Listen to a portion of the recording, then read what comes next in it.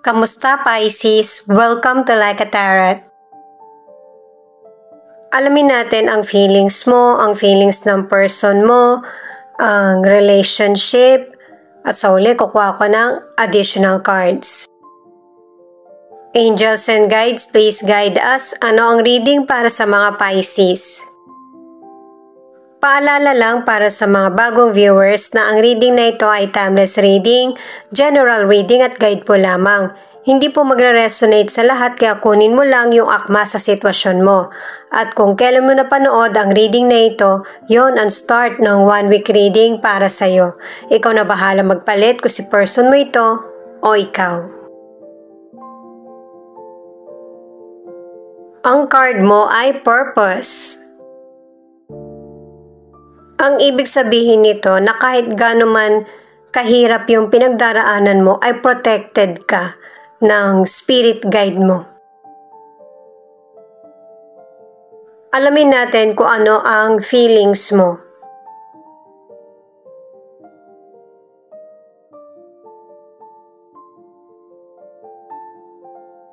The Strength, 4 of Cups at the Tower. Ipinapakita ng cards na ito yung katatagan mo na kung paano mo mareresolbahan yung bawat problem na dumarating sa buhay mo. At sa bawat challenges na dumarating sa buhay mo, nalalaman mo kung ano yung nakakapagpapuno sa iyo at saka yung purpose mo sa buhay. Lalo na't ang ilan sa inyo, maybe career ito, financial o kaya love life mo, na merong in-offer sa'yo na akala mo totoo na, pero hindi pala. Ang ilan sa inyo sa career, malaki yung potential mo sa trabaho, lalo na't nagsisikap ka. Pero tingin mo, parang walang nangyayaring pagbabago, hindi napapansin yung effort mo. Ang ilan sa inyo na promote ka nga sa trabaho mo pero hindi mo kayang hawakan ito. Ang ilan sa inyo nakadalawang cards ka na gusto mo na mag-quit sa trabaho pero hindi mo to pwedeng gawin. Wrong timing kasi para sa ilan. Ang ilang single naman ay gusto mo magkaroon ng relasyon. Maybe ikaw ito o yung potential person na mabilis ma-bored. Kumbaga hindi mo alam kung ano ba yung gusto mong relasyon talaga. Or kung ano yung hinahanap mo sa potential person na makakarelasyon. Ang ilan naman sa inyo, takot ka kasing maabandona katulad ng nangyari sa nakaraang nakarelasyon. At ang advice ng mga cards ay wala kang dapat katakutan. Kailangan ng positive na pagbabago mula sa iyo. Ito yung angel number mo. 000, a message of love from above delivered by the angels or your spirit guide. Dahil nga sa hindi maganda ang sitwasyon ng ilan sa inyo, kailangan mo talaga ng guide. Ang ilan na nasa relationship, mas lalong tumitibay yung relasyon nyo ng person mo.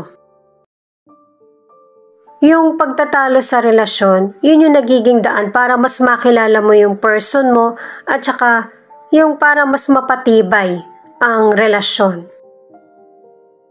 Sa mga nasa relationship, ang advice ng mga cards para hindi maging boring ang relationship nyo ay kailangan meron kayong hobbies na paglilibangan or yung makapag-relax. Cycles. Ang ibig sabihin nito ay may mga tamang panahon or timing ang buhay natin. Kaya kailangan ng tiyaga. At ang advice ng mga cards, kailangan talagang magkaroon ng pagbabago sa relasyon nyo. Good man ito or bad, kailangan nyo itong harapin. Kasi yung trials o kaya changes na mangyayari sa relasyon, yun yung makakapagsabi kung ano yung totoong magiging pakiramdam mo sa relasyon nyo. Eight of Pentacles, the High Priestess at the Death. Ang advice ng cards na ito para sa feelings ng person mo ay magtiwala siya sa pakiramdam niya. Lalo na kung meron siyang goal na gustong makamit. Kung paano mo ito makakamit, kailangan dedicated ka, focus, at saka naiintindihan mo kung ano yung gusto mo sa buhay. At saka ang advice pa ng mga cards, may mga plano ang person mo na hindi nag-work. Kailangan niya na itong iwan at magsimula ng panibago. At saka lahat tayo, hindi natin alam kung ano yung magiging outcome ng buhay natin. Pero wala tayong magiging choice kundi magpatuloy. Sa financial ay positive, pero hindi mo kailangan hintayin kung ano yung darating na financial sa'yo. Kailangan mo pa rin magsumikap. Ang ilan sa inyo na ikukwento mo kung ano yung financial mo or kita na dapat mong sinisikreto. Nakadalawang cards ka na may person na mananamantala.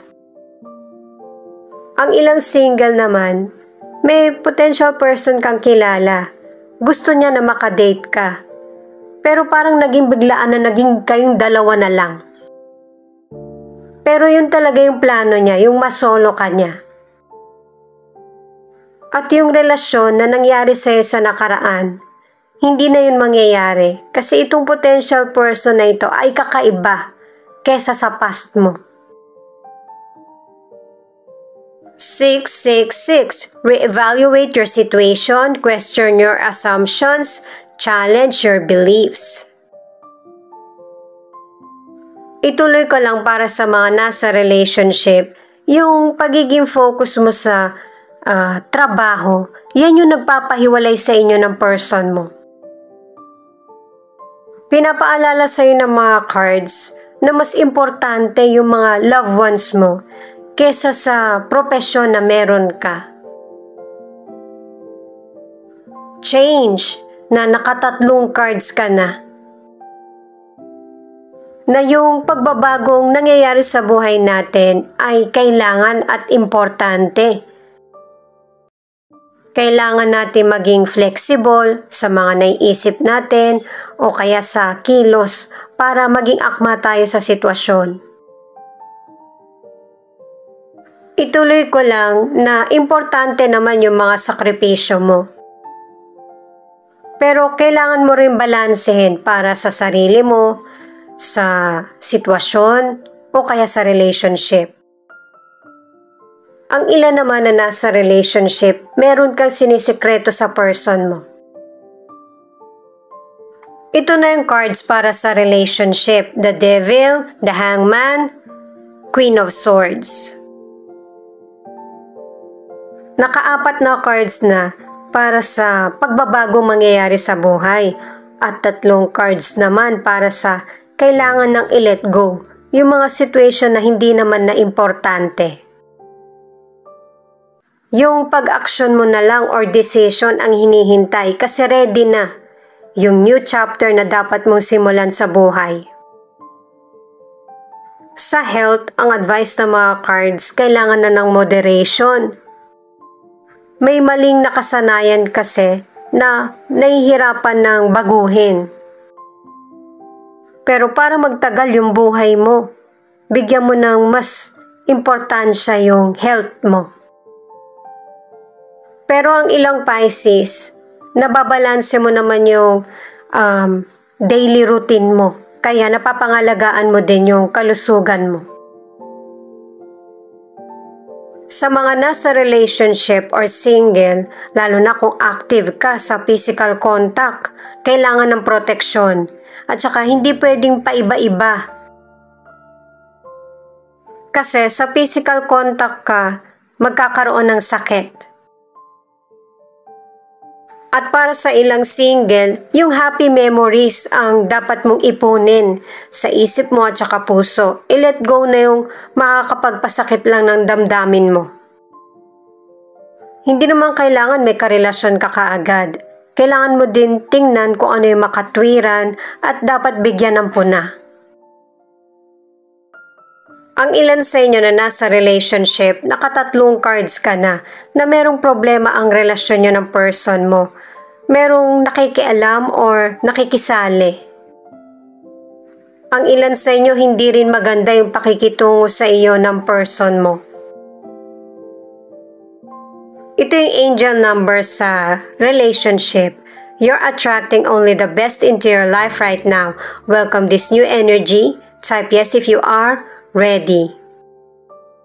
Yun nga talaga yung dapat at kailangan mo. Kasi ang ilan sa inyo, ang person mo, mapagmanipula.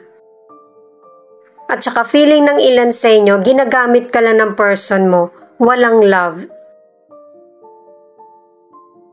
Itong additional card na Four of Swords, matagal bago mo ito nagawa na i-let go yung mga luma mong paniniwala o nakasanayan. Yun kasi yung nagpapapigil sa iyo para hindi ka magkaroon ng tamang desisyon sa mga bagay na makakapagpasaya sa iyo.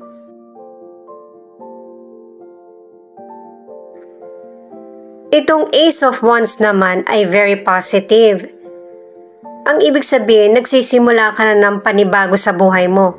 Pwedeng trabaho, business, o kaya relasyon. Pabor ang card na ito para sa career at saka sa relasyon. Itong Five of Cups, para umigi ang buhay mo para sa magandang kapalaran. Kailangan mong i-let go, nakailang cards ka na. Yung mga nagiging dahilan ng pain at pag-udlot ng progress mo. Kapag ready ka na, time na para sa tamang aksyon.